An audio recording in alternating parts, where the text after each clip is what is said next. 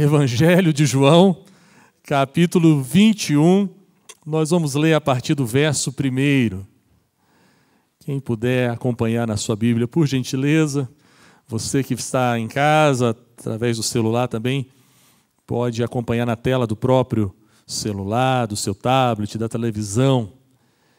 Nós vamos ler essa história, esses acontecimentos narrados após a morte, crucificação e ressurreição de Jesus. Diz assim a palavra do Senhor: depois disto, tornou Jesus a manifestar-se aos discípulos junto ao mar de Tiberíades. E foi assim que ele se manifestou. Obrigado.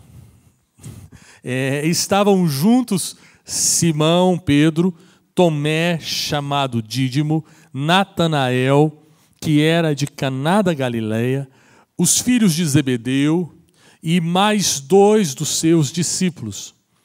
Disse-lhe Simão Pedro: vou pescar. Disseram-lhe os outros: também nós vamos contigo. Saíram e entraram no barco, e naquela noite nada apanharam.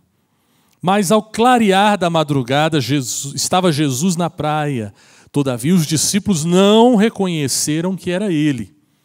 Perguntou-lhe Jesus: filhos, tendes aí alguma coisa de comer? Responderam-lhe: não. Então lhes disse: lançai a rede à direita do barco e achareis. E assim fizeram, e já não podiam puxar a rede, tão grande era a quantidade de peixes. Aquele discípulo a quem Jesus amava disse a Pedro: é o Senhor. Simão Pedro, ouvindo que era o Senhor, cingiu-se com sua veste, porque se havia despido, e lançou-se ao mar. Mas os outros discípulos vieram no barquinho puxando a rede com os peixes, porque não estavam distantes da terra, senão quase 200 côvados. Ao saltarem em terra, viram ali umas brasas e em cima peixes, e havia também pão. Disse-lhe Jesus: trazei alguns dos peixes que acabaste de apanhar. Simão Pedro entrou no barco e arrastou a rede para a terra, cheia de 153 grandes peixes. E não obstante serem tantos, a rede não se rompeu. Disse Jesus: vinde e comei. Nenhum dos discípulos ousava perguntar-lhe: quem és tu? Porque sabiam que era o Senhor. Veio Jesus, tomou o pão e lhes deu, e de igual modo o peixe. E já era esta a 3ª vez que Jesus se manifestava aos discípulos, depois de ressuscitado dentre os mortos. Depois de terem comido, perguntou Jesus a Simão Pedro: Simão, filho de Jonas, amas-me mais do que estes outros? Ele respondeu: sim, Senhor, tu sabes que te amo. Ele lhe disse: apacenta os meus cordeiros. Tornou a perguntar-lhe pela 2ª vez: Simão, filho de João, tu me amas? Ele lhe respondeu: sim, Senhor, tu sabes que te amo. Disse-lhe Jesus: pastoreia as minhas ovelhas. Pela 3ª vez, Jesus lhe perguntou: Simão, filho de João, tu me amas? Pedro entristeceu-se por ele ter dito pela 3ª vez: tu me amas? Respondeu-lhe: Senhor, tu sabes de todas as coisas. Tu sabes que eu te amo. Jesus lhe disse: apacenta as minhas ovelhas. Em verdade te digo que quando eras mais moço, tu te cingias a ti mesmo e andavas por onde querias. Quando, porém, fores velho, estenderás as mãos e outro te cingirá e te levará para onde não queres. Disse isso para significar com que gênero de morte Pedro havia de glorificar a Deus. Depois de assim falar, acrescentou-lhe: segue-me. Então Pedro, voltando-se, viu que também ia seguindo o discípulo a quem Jesus amava. o qual na ceia se reclinava sobre o peito de Jesus e perguntara: Senhor, quem é o traidor? Vendo-o, pois, Pedro perguntou a Jesus: E quanto a este? Respondeu-lhe Jesus: Se eu quero que ele permaneça até que eu venha, que te importa? Quanto a ti, segue-me. Então se tornou corrente entre os irmãos o dito de que aquele discípulo não morreria. Ora, Jesus não dissera que tal discípulo não morreria, mas se quero que ele permaneça até que eu venha, que te importa? Vamos orar? Se você puder fechar os seus olhos. Pai querido, pela tua misericórdia e graça, eu peço que o Senhor fale ao nosso coração nessa manhã, cumprindo o teu desejo, cumprindo a tua vontade, fazendo aquilo que o Senhor preparou para esses momentos aqui. Para nós que estamos nesse ambiente, para aqueles que estão acompanhando através das redes sociais. Em nome de Jesus. Amém e amém. Quando foi que você percebeu que você não ama tanto a Deus como você achava? Quando foi que caiu a sua ficha de que a sua espiritualidade é muito menor do que o que você achou? Quando é que você percebeu que os seus esforços em manter uma vida dedicada a Deus são infrutíferos? Quando foi o dia desse seu encontro com você mesmo? Porque o de Pedro foi nesse momento aqui. Esse foi o momento de Pedro de se encontrar consigo mesmo, de se encontrar com as suas limitações, com a sua incapacidade. Pedro era cheio de sonhos com respeito a Jesus, cheio de ambições pessoais com respeito ao ministério de Jesus. Ele sempre se colocou numa posição de proeminência diante dos discípulos. Ele era o que mais tomava decisões, era o que falava mais, possivelmente por ter mais idade, ele já era casado, né, a maioria dos discípulos solteiros, e ele talvez tivesse isso como prerrogativa. Só que ele tem esse momento aqui com Jesus. E como é que esse momento, por que nós chegamos nesse momento? Nós chegamos nesse momento porque Pedro havia negado a Jesus no dia da crucificação, no momento do julgamento de Jesus. A Bíblia conta que Pedro estava junto com aqueles... Porque olha como é que foi a cena. Jesus estava no Getsêmani, orando junto com seus discípulos. Determinado momento ele sai e se reúne com os 12, ele estava apenas com 3, e havia chamado Pedro para esse seleto grupo, Pedro, Tiago e João, e depois eles se reúnem ali com um grupo maior de discípulos. Enquanto eles estão reunidos ali no jardim, vem Judas e dá um beijo em Jesus. Quando Judas beija Jesus, os soldados romanos estavam ali intocados, e eles estavam apenas aguardando o momento em que houvesse uma identificação clara de quem era Jesus. Porque eles praticamente se vestiam da mesma forma, eram todos muito parecidos, né? Formato, imagino, barba por fazer, cabelos mais compridos um pouquinho, aquele rosto queimado de sol. Então, eles precisavam de uma identificação clara. Judas identifica Jesus. O texto sagrado narra de várias formas. Alguns saíram correndo, né? Diz que João Marcos não teve tempo nem de colocar a roupa direito, saiu correndo de qualquer jeito. Pedro, ele ainda oferece alguma resistência, porque ele estava armado com uma espada, corta a orelha de um dos soldados. Jesus fala para Pedro: Pedro, agora o negócio não é assim, não vai ser dessa forma, faz um milagre, coloca a orelha de novo daquele soldado, e os discípulos se dispersam ali.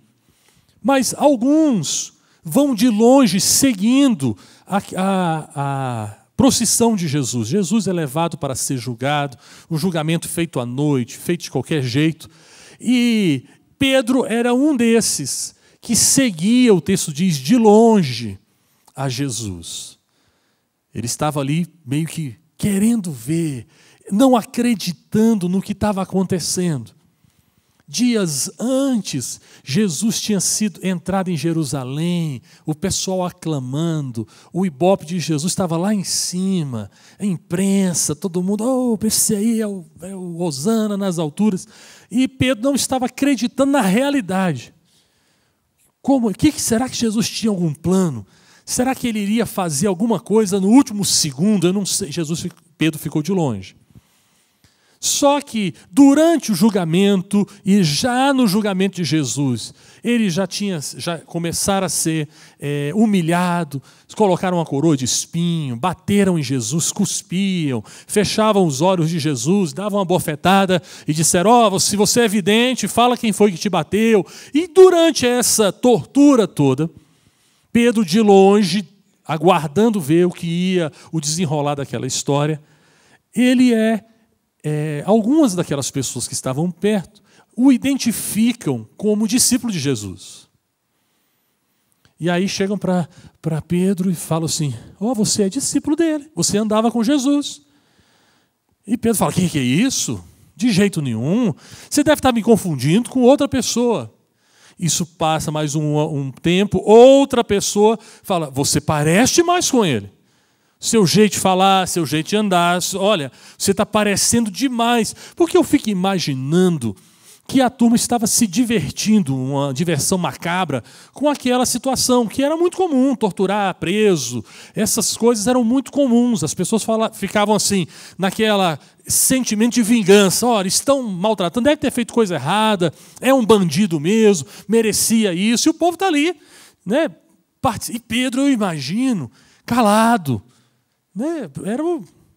Eles haviam andado juntos, era o mestre. Você andou com ele, Pedro disse, de jeito nenhum. Mas no terceiro momento, outra pessoa identifica Pedro e diz o texto sagrado que Pedro começou a dizer impropérios ao Senhor Jesus. Pedro começou a xingar. Você acha que eu vou andar com um caba como esse? Eu não vou falar, eu nem sei que palavras eram, mas o nível baixou. Você acha que eu ando com um cidadão desse, com um vagabundo desse, um bandido? E quando Pedro está dizendo esses impropérios ao Senhor, diz a palavra que Jesus olhou, Jesus viu Pedro. E Pedro viu Jesus. Nesse momento, Pedro sai para chorar amargamente. Já era quase de manhãzinha cedo. O galo já havia cantado e ele tinha negado Jesus 3 vezes. Depois disso, ele tomou a decisão: eu vou pescar. A pescaria era o seu ofício de criação. Era de onde ele tirava os seus recursos antes de encontrar com Jesus. Ele era pescador, a sua família era família de pescadores, seus irmãos. E eles decidiram, 7 dos discípulos, até aqueles que não eram tão pescadores assim, falaram, nós não temos o que fazer, nós vamos pescar. O texto diz que eram 7 que estavam ali juntamente com Pedro. Você fica imaginando o período entre esse acontecimento e essa pescaria. Passou um tempo. Jesus, não era a primeira vez que Jesus aparecia aos discípulos. O texto fala que essa já era a 3ª vez que Jesus se encontrava com eles. É muito interessante, Pedro tinha sido um daqueles que foi até o túmulo e que viu que o corpo de Jesus não estava mais ali. Pedro estava entre aqueles que se reuniram num ambiente e Jesus entrou. Não era a primeira vez que Jesus estava aparecendo a Pedro. Mas Pedro continuava com aquele sentimento de que ele não valia para mais nada. Porque ele tinha fracassado. Não tinha, só o fato de saber que Jesus havia ressuscitado não foi mais suficiente para Pedro. Pedro tinha pensado, não, tudo bem, ele ressuscitou, glória a Deus, mas o que ele vai querer comigo? O que ele vai querer comigo? Eu sou o cara que xingou o Senhor na frente de todo mundo. Para mim, o ministério acabou. A minha vida ministerial, aquela fé que eu achei que teria, que tinha, eu não tenho. Eu não sou aquele crente fervoroso. Jesus não vai querer nada comigo. E ele foi pescar, e aí nós temos o texto que nós lemos, porque Jesus está na praia, eles não reconhecem Jesus. Eu acho, não acho nada, vamos para frente. Porque tem algumas conjecturas nesse negócio que não vale a pena. Jesus está ali na praia, já pegou, acendeu um fogo, tinha alguns peixes com ele, tinha alguns pães, e Jesus olha para aquele pessoal pescando e diz: gente, vocês têm peixe aí? Não é que Jesus precisasse de peixe, Jesus estava perguntando para eles. Aí eles disseram: não, a gente não conseguiu pegar nada. Aí Jesus falou: lança do lado direito. Já tentaram do lado direito? E eles fizeram aquilo, sem saber que era Jesus. Até que João, né, o discípulo amado, que nós entendemos que era João, disse: Pedro, está na cara, é Jesus. Está escuro, a coisa está complicada, mas é Jesus, só pode ser Jesus. Ele já fez isso outras vezes. E aí começa a história da restauração de Pedro. Porque a primeira coisa que precisava para Pedro, e precisamos nós hoje, é esse reencontro com a pessoa de Jesus Cristo. E é muito interessante que não era a primeira vez que Jesus encontrava com Pedro. Mas dessa vez há uma relação diferente entre eles. Há uma disposição. Pedro não espera sequer o barco chegar do outro lado. Diz o texto que ele vestiu uma roupa, que ele estava assim com a roupa só, aquela roupa de pescador por baixo. Ele vestiu uma roupa, pulou e nadou até chegar a Jesus. Aquele reencontro era importante para ele. Pedro percebia que precisava estar com Jesus, assim como Jesus percebia que deveria estar com Pedro. Precisava haver essa comunhão. Esse texto aqui não está, a ênfase não está mais no milagre. O milagre ele passa quase que desapercebido. Foi apenas uma forma de Jesus chamar a atenção, diferente do milagre anterior que Jesus havia feito, quando Jesus multiplicou aqueles, ou quando Jesus falou: Pedro, lança para o lado direito, e virou uma festa, e eles vieram. Jesus disse: a partir de agora você vai ser pescador de homens. Agora o milagre ele passa quase que desapercebido. A importância aqui não está no milagre, mas na comunhão. Será que nós não precisamos buscar, especialmente agora, nesse novo ano, um novo tempo de comunhão com o Senhor? Será que você ainda é daqueles que é capaz de saltar do barco e ir nadando para se encontrar com Jesus? Ou será que o passar do tempo a gente já chegou à conclusão que não me faz tanta diferença assim? Esse tempo de 2020 levou algumas pessoas a uma conclusão quase que óbvia para elas.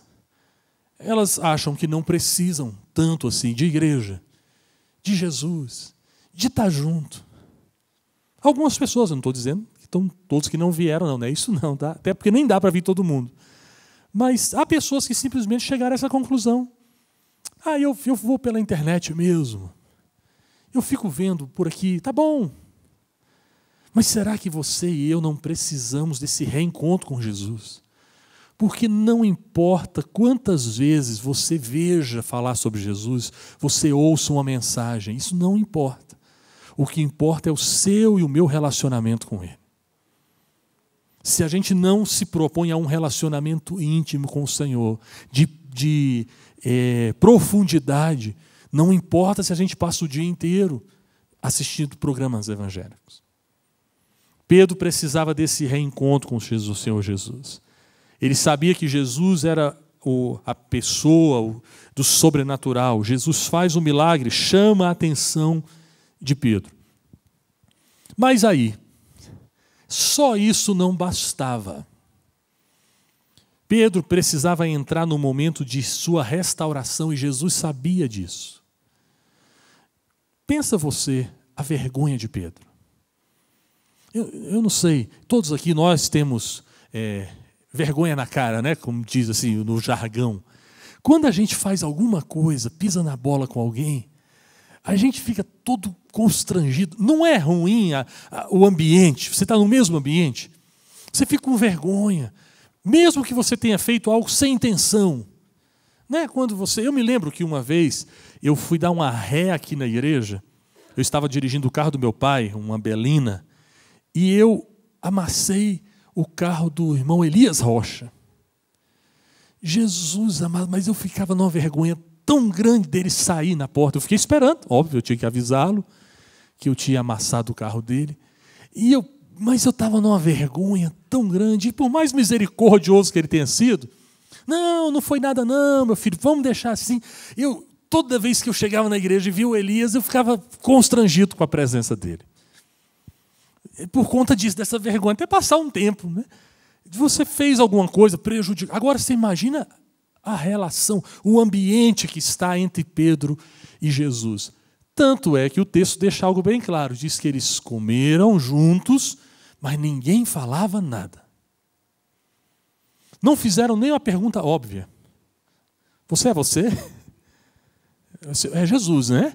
É porque está escuro aqui, a gente não está vendo direito. Não, nem isso. Disseram desde que eles não ousavam sequer perguntar, confirmar se era Jesus. Climão, hein? Climão. Todo mundo ali meio que... Quando você ouve o caboclo mastigando, né? Climazinho. Você já sabe que clima é esse, né? Aquele... De vez em quando, não nas nossas famílias, não na família do Alfredo, isso não aconteceu nunca, mas quando o casal dá aquela brigada assim, aí entra no carro para vir para a igreja. Né? Você vem... Você ouve tudo, né? Quebra-mola, tudo. Você fica ali olhando para frente, nunca prestou tanta atenção, né, no trânsito aqui. Ó. Você não olha nem para o lado. Climão, acontece com outros casamentos, não, obviamente, né? Com outros casamentos aí. Não daqueles que fizeram o curso de noivos. Brincadeira, é só um merchan. É só um merchan. Acontece com todos nós. Aquele climão é cortado por uma pergunta que Jesus faz a Pedro, e aí Jesus começa a confrontar Pedro com a sua limitação. Para a gente entender o que Jesus está perguntando, vamos ler um textozinho que está em João capítulo 13. Você volta só um pouquinho, se você tiver com a sua Bíblia de papel, se tiver no seu tablet, celular, e se não precisar também abrir nada, vai aparecer o texto aí para você. Capítulo 13, versículo 31.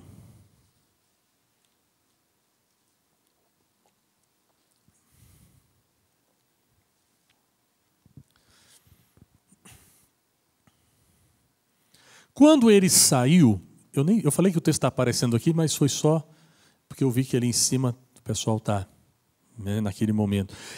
João 13, 31. Eu acho que eu não falei claramente. João 13, 31.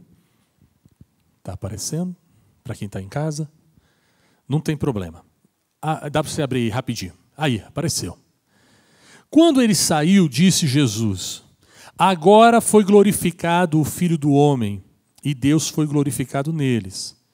E Deus foi glorificado nele, também Deus o glorificará nele mesmo, e glorificá-lo-á imediatamente. Filhinhos, ainda por pouco estou convosco. Buscar-me-eis, e o que eu disse aos judeus, também agora vos digo a vós outros. Para onde eu vou, vós não podeis ir. Novo mandamento vos dou, que vos ameis uns aos outros, assim como eu vos amei, que também vos ameis uns aos outros. Nisto conhecerão todos que sois meus discípulos. Interessante que Jesus está dando aqui um novo mandamento. Esse mandamento é inédito, porque o resumo da lei, né, era: ama ao Senhor teu Deus sobre todas as coisas e o próximo como a ti mesmo. Esse é o resumo da lei. Não existe esse mandamento na lei. Isso é um resumo que Jesus fizera, né, da lei. Jesus está mudando o paradigma e está dizendo: você vai amar o outro não como você ama a si mesmo, mas você vai amar o outro como eu amei. Não é uma coisa legal? Isso aqui não muda tudo. Pedro não ficou nem preocupado com isso. Pedro estava preocupado com a mensagem anterior. Jesus disse assim, olha, o lugar para onde eu vou, vocês não vão comigo. Pedro ficou remoendo aquele negócio. Com esse trem no coração, perguntou-lhe Simão, Senhor, para onde vais? Ele, em vez de perguntar a respeito do novo mandamento, ele pergunta isso. Respondeu-lhe Jesus, para onde eu vou, Pedro? Não me podes seguir agora. Mais tarde, porém, me seguirás. Replicou-lhe Pedro, Senhor, por que eu não posso seguir-te agora? É claro que eu posso, porque por ti darei a própria vida. Olha que convicção Pedro tinha. Pedro devia estar no culto, assim, naquele momento do culto, louvor, abençoado. E aí ele fez uma oração dizendo, Senhor, eu estarei contigo, vou te servir o resto da minha vida. Eu vou me entregar, eu vou me dedicar aos ministérios, eu vou fazer a tua vontade, onde o Senhor me enviar eu vou. Pedro falou um bocado dessas coisas no culto. Respondeu-lhe Jesus, darás a vida por mim? Em verdade te digo que jamais cantará o galo antes que me negues 3 vezes. Que coisa! Eu fico imaginando, se você fosse Pedro, eu fico imaginando Pedro aqui. Pedro não acreditou em Jesus, não. Óbvio que não acreditou. Ele tentou ir até o final. Jesus falou, para onde eu vou, vocês não adianta, vocês não vão me seguir, não dá para vocês. É pesado demais. Ele falou, é claro que não, esse homem está errado. Eu vou dar a minha vida por ele. A disposição no coração era a mesma. Ele tinha uma boa intenção. Mas ele não conseguiu. E aí eu quero perguntar para você, estou caminhando para o final, quando foi que você descobriu que você não está tão disposto assim a entregar a vida pelo reino de Deus? Quando foi que você percebeu isso? Quantos retiros nós já não tivemos e o Espírito Santo não falou ao nosso coração e você já disse, eu vou entregar a minha vida para o reino de Deus. Eu vou fazer tudo que o Senhor quiser. Começo de ano é uma maravilha. Eu vou ler a Bíblia inteira esse ano. Tem gente que se prometeu isso e se tivesse cumprido teria lido a Bíblia 50, 60 vezes. Alguns 10 vezes. Mas lá para fevereiro tem coisas mais importantes. Vou dedicar. Pedro disse, eu vou, Senhor.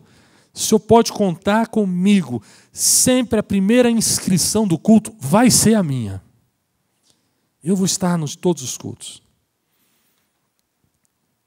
Eu vou te amar, Jesus, mais do que esses outros aí. Esses aí são todos uns medrosos. Eu não.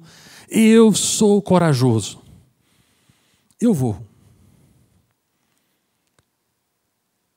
E aí Jesus tem um encontro com Pedro e começa todo o processo de arrependimento. Deixa eu te explicar uma coisinha, eu sei que você já sabe.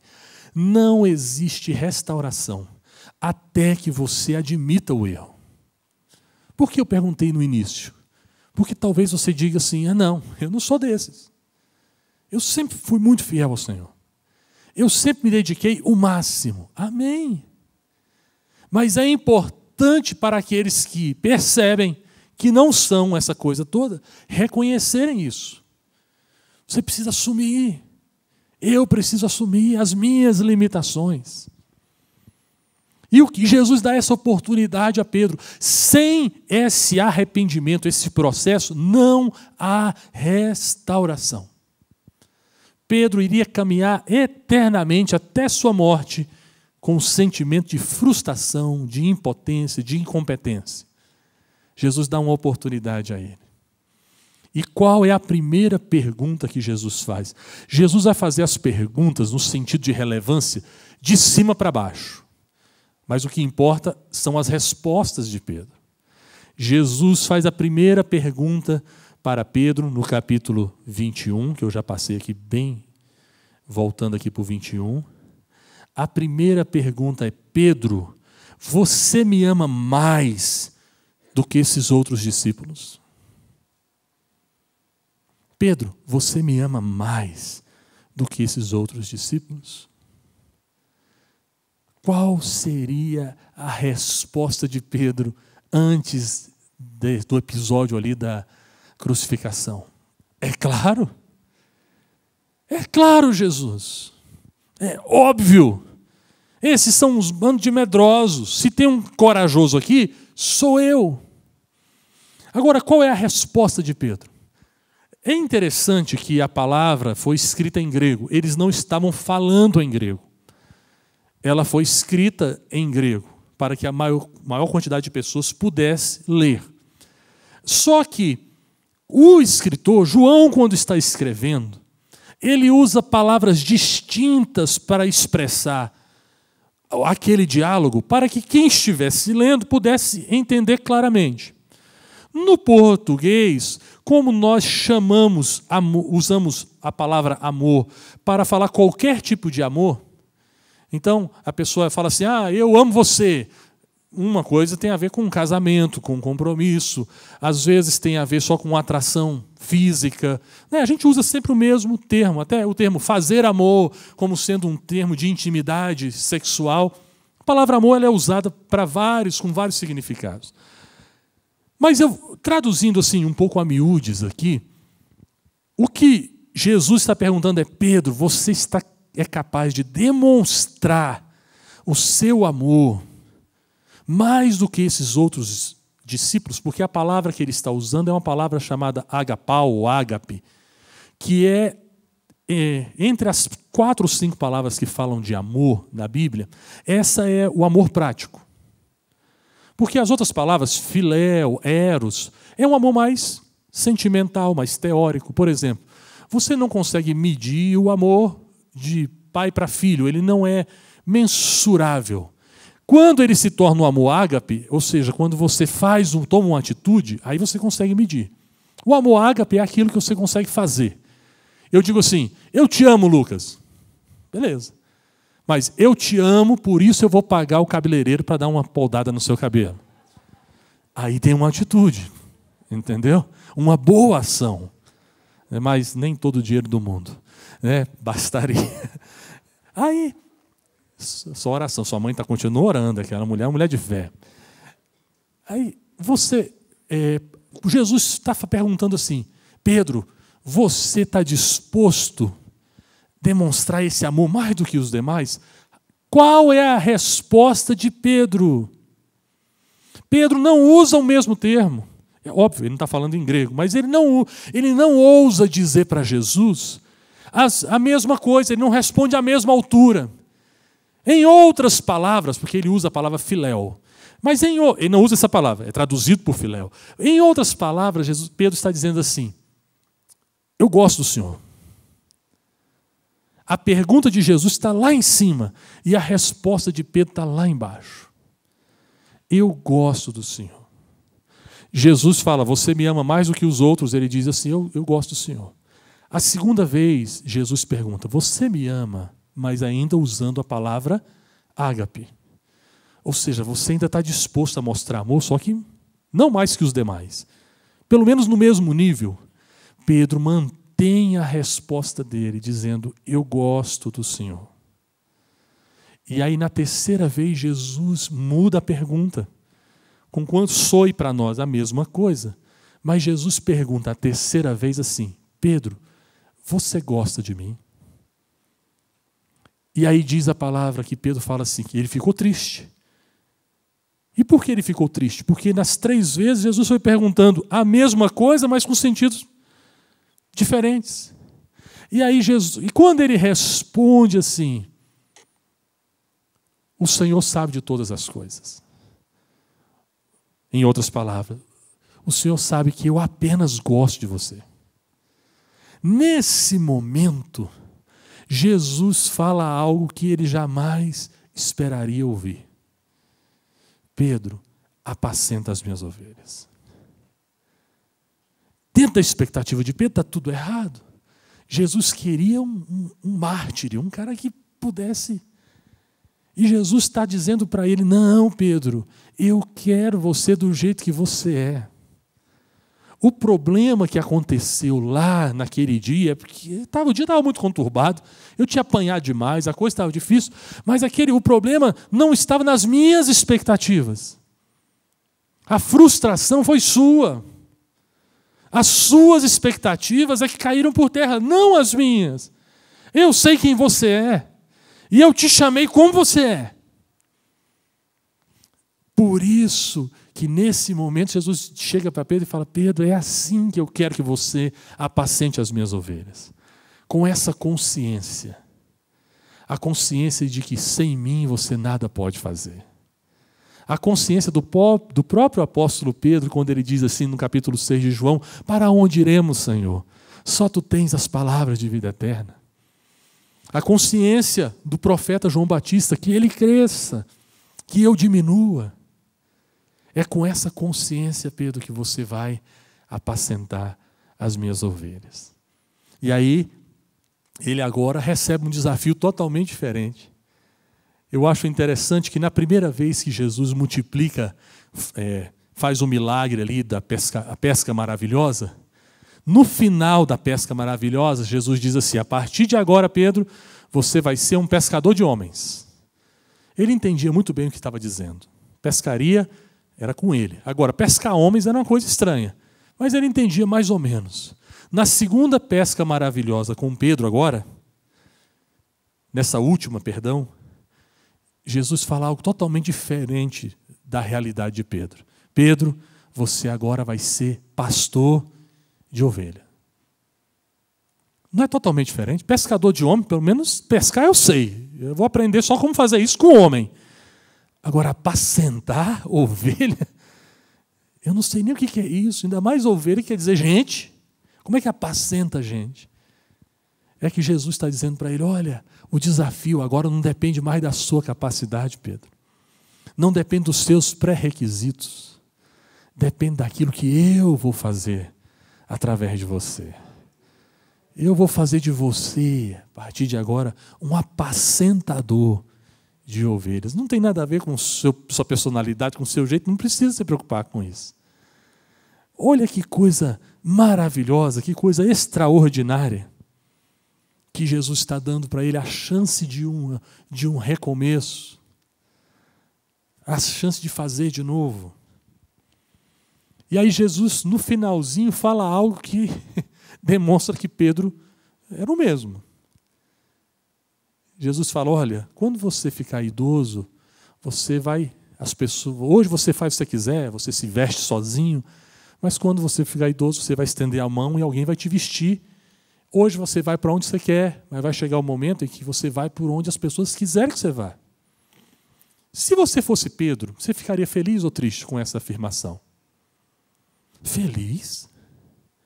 Porque Jesus estava dizendo que ele ia ficar velho. Naquela época, as pessoas não ficavam velhas. Eram raros os que ficavam velhos. Não é? Uma boa notícia. Você vai ficar velho, você vai envelhecer. E você vai morrer velho.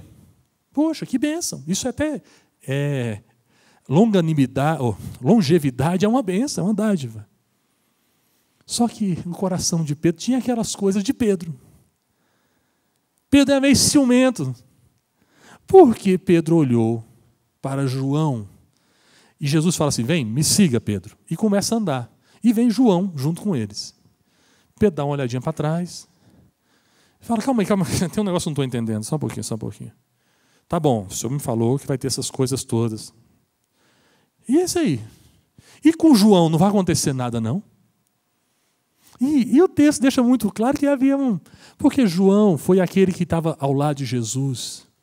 João foi o único que ficou até a crucificação. Apesar do jeitinho de João, aquele jeitinho pacato, mas ele fica até o momento da crucificação. Não sei se ele estava no momento do julgamento, a Bíblia não fala. Mas no momento em que Jesus estava pendurado no madeiro, ele estava juntamente com a mãe de Jesus e com outras mulheres. Ao ponto de que Jesus, na crucificação, diz assim: João, cuida da minha mãe. Cuida da minha mãe. Olha que responsabilidade, que bacana. Mas aquilo, Pedro, é como se ele não admitisse que ele fosse o pior. Tá bom, se é ruim todo mundo. Aí Jesus falou assim, se eu quiser, Pedro, João nem morre. Se eu quiser, João nem morre, amigo. E aí acabou virando o ditado entre os discípulos que João não iria morrer, né? E é interessante que João viu realmente a vinda do Filho do Homem quando ele teve a revelação em Apocalipse. Mas ele morreu, tá, gente? João morreu. Morreu já idoso também, possivelmente lá na cidade de Éfeso, após retornar da ilha de Pátimos, onde ele foi aprisionado. A grande questão, e é para a gente terminar, é que Pedro continuava sendo Pedro. É porque a gente tem a impressão de que quando há esses encontros com Jesus, a mudança ela é imediata. E esse é o nosso problema. A gente fica esperando que a mudança seja imediata. Por isso que a gente promete que esse ano tudo vai ser novo. Porque a gente acha que do 31 para o dia 1º a gente consegue mudar tudo que precisa mudar. Dieta, nós vamos fazer dieta. Tirando Eduardo, que realmente já desde o ano passado vem ali fiel, nós, meros mortais, começamos na próxima segunda. Eu já passei a minha para o dia da próxima segunda, amanhã. Começaremos amanhã. E na segunda que vem eu passo para outra. A gente acha que vai mudar rápido. Não. Há um processo de Deus. E esse processo está acontecendo na sua vida. A gente mudou a chave de 2020 para 2021, mas o processo de Deus continua sobre a sua vida. Eu e você só precisamos ter essa disposição de assumir as nossas limitações diante de Deus. A vida de Pedro termina como sendo um apóstolo do Senhor Jesus. Esteve à frente do trabalho. A Bíblia não narra, né, mas a história conta que possivelmente que Pedro morre em Roma. Morre também crucificado, já idoso, como Jesus havia dito. Ele morre, ele é sentenciado à crucificação. E diz a tradição que ele não quis morrer, ele não se achava digno de morrer como morreu o Senhor Jesus. E ele pede para ser crucificado de cabeça para baixo. Aquela afirmação dele lá atrás, dizendo, eu morrerei pelo Senhor, não estava totalmente errada. Ele morreu pelo Evangelho. Ele não morreu porque roubou, porque matou. Não, ele morreu por causa do Evangelho. O que estava errado lá atrás? É porque ele achava que só dependia dele para isso. Aí o Senhor Jesus conserta no coração, fala, não, Pedro, você vai ser uma bênção, você vai ser um pastor de ovelhas. Mas é eu que vou transformar. Você só precisa se manter com essa humildade no seu coração. Não pense de si mesmo, além do que convém. Mas pense com moderação. Deus tem algo maravilhoso para fazer na sua vida. E não vai fazer por causa da sua força de vontade, por causa da sua capacidade natural. Ele vai fazer porque Ele é Deus, porque Ele é o Senhor.